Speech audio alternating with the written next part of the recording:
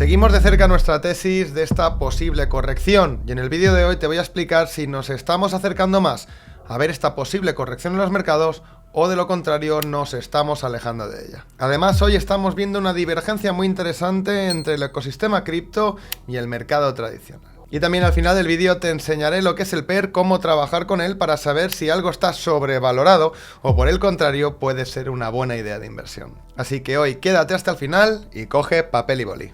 Vamos a ello.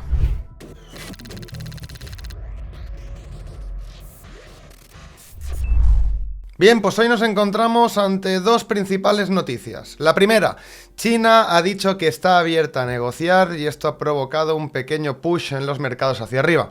Sin embargo, la caída premercado de Nvidia y actualmente el mercado abierto de Nvidia ha arrastrado hacia abajo igualmente el índice. Y otro de los catalizadores que está ayudando al mercado no a caer y a intentar rebotar es esta previsión de la Fed de Atlanta que corrige todos los datos previos que nos llevaban a una posible recesión. Yo personalmente, como ya os he dicho en otras ocasiones, prefiero ni siquiera mirar lo que dice la Fed de Atlanta, porque hoy dice A y mañana dice B. Para mí, no aportan unos datos realmente interesantes. Sin embargo, sí que sabemos que el mercado les da importancia y llegan a mover el precio de los mismos, como está siendo, por ejemplo, el caso actual, que lo han publicado tan solo hace unos minutos. Pasemos al tablero porque luego reflotaremos el tema de la Fed de Atlanta con algo relacionado con Bitcoin, que es muy interesante.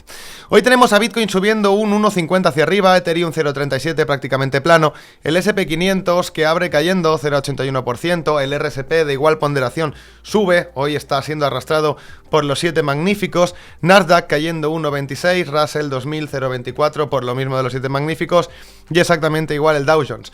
Los bonos que hoy no los analizaremos porque no hay ningún cambio importante, los yields están corrigiendo, así que todo bastante bien referente a bonos. En otros mercados tenemos al IBEX subiendo 0,50, Nikkei que ha caído un 1%, la bolsa china cayendo prácticamente un 2%, DAX 0,20 prácticamente plano y el Eurostoxx completamente plano. A nivel de los 7 magníficos, Apple cayendo un 2%, Microsoft cayendo un 2%, Google 0,67%, Amazon 0,89%, Nvidia menos 6,5%, prácticamente un 7%, menudo desplome, Meta cayendo un 2% y Tesla cayendo un 1,50%. Evidentemente, es imposible de esta manera que el índice suba. Como vemos, todo lo que no lleva a los 7 magníficos, que están ponderados de la misma forma, está plano, pero con la ponderación que tienen estos titanes, lo están arrastrando. A nivel de altcoins, las tenemos prácticamente todas rebotando y esto es debido al rebote que estamos viendo de Bitcoin en las últimas horas. Entonces, ya empezamos a ver una divergencia. Por un lado tenemos a Bitcoin subiendo y al SP500 bajando. Luego comentaremos qué puede estar ocurriendo. Y ahora sí, pasemos a ver en análisis técnico qué está ocurriendo en los mercados, si nos estamos alejando o se ha invalidado esta posible corrección que veníamos comentando estos días. Bueno, a priori en el de futuros no se ha invalidado absolutamente nada. Primero de todo porque tenemos un margen en el de futuros de hasta 5.617, donde el precio se puede mover hacia arriba para luego corregir.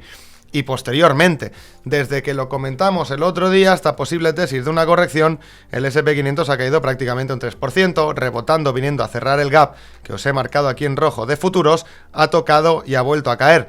Veremos si el tema de la Fed de Atlanta, que han publicado hace absolutamente nada, impulsa al SP500 durante el día de hoy. Pero como digo, sigo pensando lo mismo y hasta que no se superen máximos anteriores, yo no abriría ningún tipo de botella de champán. La gráfica del SP500 sigue siendo completamente bajista por ahora. Ya sabéis que tenemos que superar niveles que están bastante arriba para poder considerar que el SP500 está fuera de zona de peligro. Y mientras tanto, la probabilidad sigue siendo de tener correcciones bastante severas que podrían estar iniciándose ya, pero que podríamos ver alguna desviación brevemente alcista antes de que se den. Para el spot, como comentábamos el otro día que estábamos sobre estos niveles, ayer ya empezamos a corregir, como digo, una caída prácticamente del 3% desde que lo comentábamos en los dos vídeos anteriores, pero recordemos sobre todo que tenemos este gap aquí que antes de dar el movimiento correctivo más fuerte podría venir a cerrar, y eso no lo sabemos, y es la única razón por la que todavía no me estoy posicionando en corto, porque aunque piense que sí, que estas correcciones tienen alta probabilidad de darse, es posible que por el camino quieran desviar levemente y no me sentiría muy cómodo con un corto abierto aquí en medio, así que por ahora sigo esperando. A nivel del Nasdaq, exactamente igual, apoyando en los 18.464, esta zona de alta probabilidad que teníamos marcada previamente. Veremos cómo responde y tiene el gap que tenemos por aquí arriba. Se ha alejado bastante del máximo anterior desde que lo comentamos, aproximadamente un 3,40% hasta el mínimo casi un 4%. Pero sigue estando relativamente esta zona del gap cercana, así que podríamos ir a visitarla para luego caer. Pero ojo, esto no es necesario, esta desviación sería tan solo eso, una desviación, y no sabemos si va a ocurrir o no. Entendemos que el movimiento, por ahora y hasta que no se demuestre lo contrario, probablemente sea correctivo. Y a nivel de Bitcoin, vamos a ver qué está ocurriendo. Primero de todo, ayer veníamos estudiando, ¿de acuerdo?, esta posible corrección. Comentaba que la vela que estábamos viendo aquí arriba era una vela muy peligrosa de absorción y así fue inmediatamente después. Vimos cómo Bitcoin caía con muchísima fuerza, fijaros todas estas velas de una hora. Profundizando y pasando a temporalidad horaria, podíamos ver que dentro de esta estructura que estábamos siguiendo en Bitcoin, se generó una estructura más pequeña en esta especie de rango, ¿de acuerdo? Después de la absorción, superábamos el máximo siguiente, nos daba una invalidación que os he marcado aquí en azul de los 83.027, que sería la que activaría correcciones mayores, probablemente nos llevarían a zonas de 78.000 aproximadamente. Sin embargo, antes de llegar a invalidar esta zona, estamos viendo un rebote, pero como comento, dentro de aquí generamos una nueva estructura. Fijaros, os la he marcado en este caso con máximos y mínimos en negro. El mínimo anterior, después de hacer un máximo mayor, se nos quedaba en la zona de los 83.714. Este mínimo se perdió ayer, demostrando ya debilidad en este rango que tenemos aquí completamente. Y es muy normal, después de perder mínimos, como ya os he explicado muchas veces anteriormente, que veamos impulsos que se desplacen hacia arriba para luego caer una vez se han perdido mínimos estructurales, aunque este no sea ni por asomo un mínimo estructural vital. Pero podemos empezar a estudiar en qué zonas esta corrección rápida podría darse la vuelta. La primera sería el 0,5 de Fibonacci, en torno a los 84.772, zona que ya estamos sobrepasando actualmente, y la siguiente zona a estudiar sería la zona entre los 85.700 y los 86.071 sin superar el máximo anterior. De superar el máximo anterior, el trabajo tampoco estaría hecho.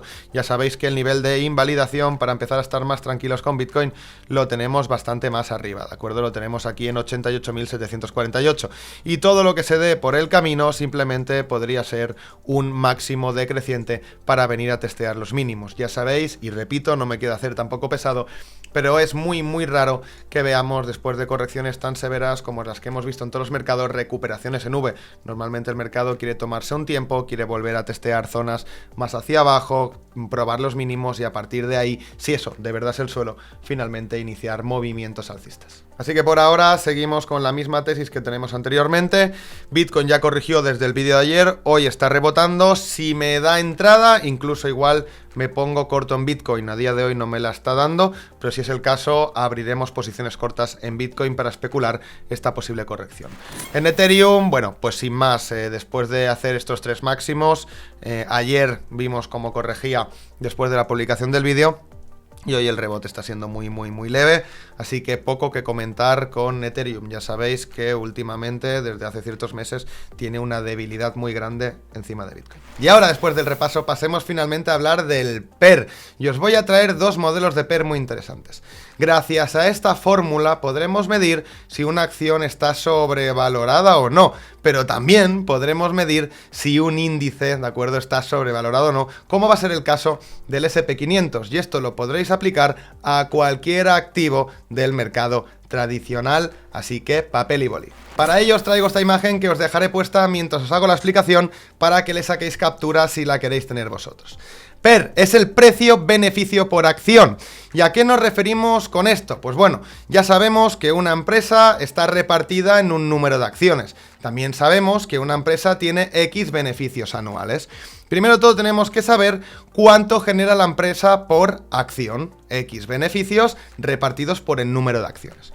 Bien, pues el PER no es nada más ni nada menos que la división del precio de la acción con el beneficio por acción. Y eso nos da el PER. Aquí tenéis un ejemplo en esta imagen que dice, si una acción cuesta $100 y la empresa gana $10 al año, el PER sería 100 entre 10 igual a 10. Gracias a esto podremos saber si una empresa está sobrevalorada en bolsa o no. Cuanto más alto sea el PER, evidentemente más inflado va a estar, y cuanto más bajo sea el PER, probablemente mayor oportunidad vamos a tener en ella. Es importante que entendáis que las empresas tecnológicas y de alto crecimiento siempre van a tener un PER mayor. ¿Por qué? Porque se espera que a futuro estas empresas puedan capitalizar mayores beneficios. Sin embargo, y cuidado, muchas veces hay muchos PERs inflados que se justifican con esta narrativa que os acabo de decir, y finalmente no es nada más ni nada menos que están infladas y completamente sobrecompradas. La forma correcta de analizar los PERs, cuando queréis saber qué PER tiene una acción, es que veáis cuál es el PER promedio de su sector, y a través de eso y de la competencia podáis ver qué empresas tienen un PER mayor y un PER menor. Aplicando también esta fórmula que os acabo de explicar, podríamos obtener un PER completo del SP500, es decir, todo el número de acciones del SP500 versus todas las ganancias de las empresas del SP500 nos dejaría un PER de todo el índice, pudiendo saber si está el índice muy sobrevalorado o, por el contrario, puede ser un buen momento para invertir a largo plazo. Y antes de pasar a la práctica tenéis que entender también esto. Volvamos a la imagen. Este es el PER CAPE, ¿de acuerdo? El Shiller PER. Es la misma fórmula, pero en vez del beneficio que obtiene la empresa el último año, utiliza un promedio de los beneficios reales de los últimos 10 años, ojo, cuidado, ajustados por inflación. ¿Esto qué nos aporta? Bueno, pues que es mucho más fiable y esquivamos anomalías que puede tener el PER al basarse tan solo en rendimientos, beneficios de las empresas del último año. Estas anomalías se producen en crisis, burbujas o picos, y es importante tener un contexto, por eso yo siempre utilizo los dos PERs, como ahora veréis a continuación. En resumidas cuentas, el PER nos va a permitir saber si algo está caro o barato. ¿Y qué queremos hacer en bolsa? Comprar barato y vender caro. También podemos, si sabemos que algo está caro, ponernos en corto. Así que mucho cuidado con el PER, porque es una métrica para mí de las más potentes que existen en el mercado, por supuesto. Hoy analizaremos el PER del SP500 desde dos páginas web que son completamente gratuitas. Yo utilizo otras plataformas, pero quería asegurarme que esto que voy a mostrar tengáis acceso a absolutamente todos. Utilizaremos MacroTrends para el PER normal del SP500. Aquí tenemos a la izquierda el ratio de PER, 20, 10, 40, 60, 80, 100 y 120, y abajo tenemos los años. Lo que tenéis marcado en este color gris son los momentos de crisis y recesiones que hemos visto. Primero de todo, lo que voy a hacer va a ser tirar hacia la derecha y nos vamos a venir tan solo para ver las del 2000 hacia adelante. Como veis, en el 2000, y antes de ese boom de las .com y ese crash tan duro que tuvimos después, el PER estaba por encima de los 46.15, es decir, había un PER muy alto que provocó pues altísimas correcciones en los mercados, como todos bien sabéis. La siguiente crisis más importante que tuvimos fue la del 2008, que envió el PER, ¿de acuerdo?, a 122. Y diréis, qué absoluta salvajada si acabas de mostrar el gráfico y el PER a 122 no se había visto nunca. Correcto, en 2008 muchísimas empresas reportaron beneficios nulos, entraron en pérdidas, y dado que el PER normal lo que mide son lo que ha generado una empresa durante ese año dividido por el número de acciones para obtener el precio por acción, bueno, la fórmula ya la tenéis previa. ¿Qué ocurre? Pues que las empresas al generar cero dispararon el PER una auténtica barbaridad, dándonos una respuesta anómala del PER. Por eso utilizamos el CAPE, como os he mostrado anteriormente. Posteriormente a esto vimos un PER bastante sensato entre los 15, los 17 y los 20. Yo pienso que un PER sensato para el SP500 a día de hoy estaría sobre los 15-16, ¿de acuerdo? Tenemos que entender que si quitamos las tecnológicas del PER del SP500 actualmente, tendrían un PER aproximado del 16.5. Y a día de hoy tenemos en el SP500 un PER del 25.67, y eso cuidado después de las correcciones que hemos visto estas últimas semanas, meses. Es decir, hemos tenido un PER alto y venimos todavía de un PER más alto del 2020, de un 38-23, 2020-2021, más bien dicho, después de ese boost que vimos por el COVID. De nuevo, repito, cuando hablamos de oportunidades generacionales en el SP500 y viendo las métricas del PER, lo que tendría más sentido es ver un PER, pues eso, en torno al 15-20 dependiendo del sector, pero un PER promedio del SP500 de en torno al 20-17, ¿de acuerdo? Eso sería lo más sensato. Vamos a ver qué ocurre cuando utilizamos el PER CAPE, el Shiller, ¿de acuerdo? Que esto lo que hace básicamente es que se utilice como ganancias de las empresas el promedio de los últimos 10 años ajustado a la inflación para de esta manera aliviarnos bastante el ruido. Primero de todo, este sería todo el histórico que tiene esta plataforma, en este caso es Long Terms, ¿de acuerdo? También completamente gratuita. Podemos ver cómo la media la tenemos aproximadamente sobre, fijaros más o menos, sobre los 16, 17 en esta métrica sería el promedio y donde el índice no estaría ni sobrecomprado ni sobrevendido. Sin embargo, este promedio está calculado con mercados que no tenían nada que ver del pasado. Yo calculo que utilizando en este caso el Shiller tendríamos que tener en cuenta que para mí un precio de descuento y un precio justo para el SP500 estaría en torno a 20. Veamos primero qué ocurrió. Bueno, pues cuando tuvimos un PER en este punto de aquí que estaba cercano al 32, una de las crisis bastante potentes del 1929, teníamos un PER muy alto y luego caímos. ¿Qué ocurrió si empezamos a avanzar hacia la derecha? Otra de las crisis muy importantes, la del 2000, la burbuja del 2000, teníamos un PER del 44,19. Cuidado aquí, porque esto ya nos da datos bastante importantes. En el 2008, ¿de acuerdo?, que es cuando se disparaba el anterior PER, si lo recordáis bien, lo teníamos en 120 y gracias al PER Shiller esta desviación de las métricas de las empresas se queda ajustado. Teníamos un PER en aquel momento, antes de la famosa corrección del 2008, que estaba rondando el 27,41. ¿Qué PER teníamos en la corrección que vivimos en el 2001? Pues el máximo estaba en 38,31, o sea, un PER muy alto. ¿Qué PER teníamos antes de la caída del 2025? Pues un PER de 37,90. Y ahora que ya entiendes el PER y ves estas métricas, efectivamente, el que te diga que está comprando a día de hoy el SP con descuentos se equivoca. Veremos al SP500 con descuentos si ocurren correcciones mucho mayores que ajusten estos PERs. Esto no significa que mañana veamos caídas monumentales que ajusten el PER. Incluso el SP500 puede seguir subiendo y que se desvíe todavía más del promedio de su PER.